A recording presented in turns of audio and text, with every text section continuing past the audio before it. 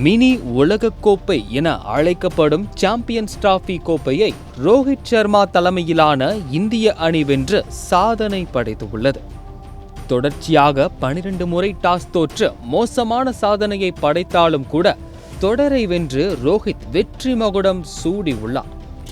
முதலில் பேட்டிங் செய்த நியூசிலாந்து அணி 50 ஓவர்கள் முடிவில் 7 விக்கெட்டுகளை இழந்து 251 ரன்கள் என ஒரு டீசென்டான ஸ்கோரினை எட்டியது. ஆனால் வழக்கமாக அதிரடி காட்டி சட்டென அவுட் ஆகிவிடும் இந்திய கேப்டன் நேற்று வான வேடிக்கை காட்டி ரசிகர்களுக்கு விருந்து படைத்தார்.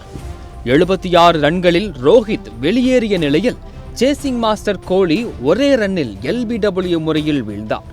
கோலி விக்கெட் விழுந்த வேகத்தால் நியூசிக்கும் கொஞ்சம் நம்பிக்கை வந்து போட்டியை இறுதி வரை விறுவிறுப்பாக எடுத்துச் சென்றனர்.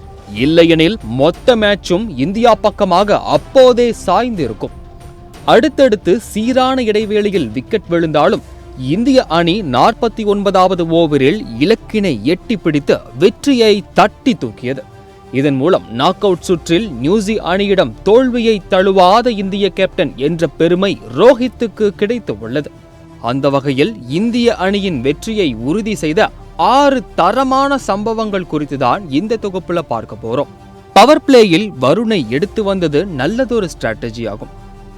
ரோஹித் ஸ்கெட்ச் போட்டது ரச்சினுக்கு, ஆனால் அநியாயமாக வில்லியங் விக்கெட்டை பறிகொடுத்து நடையை கட்டினார்.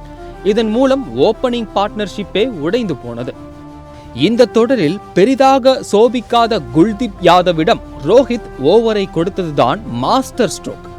வெறும் 8 பந்துகளில் இளம் புயல் ரச்சின், அனுபவ வீரர் வில்லியம்சன் ஆகிய இருவரையும் வீழ்த்தி இந்திய வெற்றியை அந்த இடத்திலேயே குல்தீப் எழுதிவிட்டார். சொல்லப்போனால் அங்கேயே நியூசி மொத்தமாக படுத்து விட்டது என்றே கூறலாம். டேரில் மிச்சல், கிளென் பிலிப்ஸ் ஆகிய இருவரும் சேர்ந்து அதிரடி காட்டி 57 ரன்களை குவித்தனர். மீண்டும் வருணை உள்ளே கொண்டு வந்து பிலிப்ஸை ரோஹித் தூக்கிவிட்டார். இந்த ஜோடியை மட்டும் பிரிக்காமல் இருந்திருந்தால் நிச்சயம் 300 ரன்கள் குவித்து இந்தியாவுக்கு மீண்டும் ஒரு தோல்வியை நியூசி பரிசளித்திருக்கும். 4வதாக ரோஹித் நிலைத்து நின்று ஆடியதுதான் முக்கிய காரணம். 83 பந்துகளில் 76 ரன்களை அடித்து இந்தியா வெற்றியை அப்போதையே தீர்மானித்து விட்டது. 5வதாக silent hero Shreyas, all-rounder Axar ஆகிய இருவரும் நங்கூரம் போல பார்ட்னர்ஷிப் அமைத்து 61 ரன்களை எடுத்தனர். இவர்கள் இல்லையெனில் ஆட்டம் மொத்தமாக கைவிட்டு போயிருக்கும். கடைசியாக இந்தியாவின் மற்றொரு சைலண்ட் ஹீரோவான KL ராகுல் கூலாக ஆடி மேட்சை கடைசி வரை நின்று முடித்து கொடுத்தது. இந்த தொடரில் இந்தியாவை கரை சேர்த்ததில் ராகுலுக்கும் மிக முக்கியமான பங்கு உண்டு. 4, 5, 6 என்று எந்த இடத்தில் இறக்கிவிட்டாலும் அது குறித்து அலட்டி கொள்ளாமல் அணிக்காக விளையாடிய ராகுல் தன்னை பிளேயிங் 11இல் எடுத்தது சரிதான் என்று மீண்டும் ஒரு முறை ஹேட்டர்ஸ்க்கு நிரூபித்து காட்டியுள்ளார். மேலே சொன்ன 6 சம்பவங்களில் ஒரு சம்பவம் சுதப்பி இருந்தாலும் கூட இந்தியாவுக்கு மற்றொரு ஆறாத வடுவாக இந்த சாம்பியன்ஸ் டிராபி தொடர் அமைந்திருக்கும். நல்ல வேளையாக அப்படி எதுவும் நடக்கவில்லை.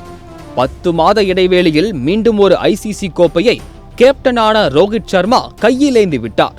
அடுத்தடுத்த வெற்றிகளால் உலகக்கோப்பை தோல்வியை மறந்து இந்திய ரசிகர்களும் ஜாலியான மோடிற்கு மாறிவிட்டனர். இன்னும் 10 நாட்களில் IPL வேற ஆரம்பித்துவிடும் என்பதால் அதற்கு சண்டை போடுவதற்கும் இப்பொழுதிருந்தே ரசிகர்கள் தீவிரமாக பிராக்டிஸ் செய்ய ஆரம்பித்து விட்டனர் என்பதுதான் குறிப்பிடத்தக்கது.